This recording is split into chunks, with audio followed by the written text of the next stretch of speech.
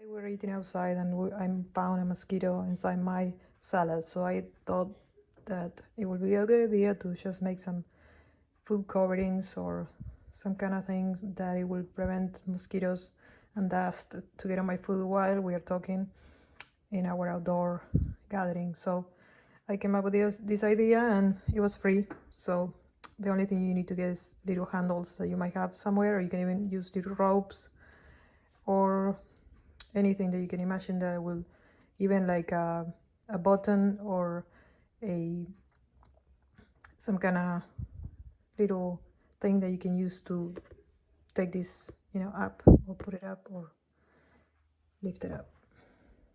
So we'll see how it goes. You're gonna use one of these. You're gonna take this lid off. Gonna trim these sides with a scissor, and then you're just gonna use these elements to take the sticker off. Once you took it off, then you're gonna do the next step. 600 and a handle.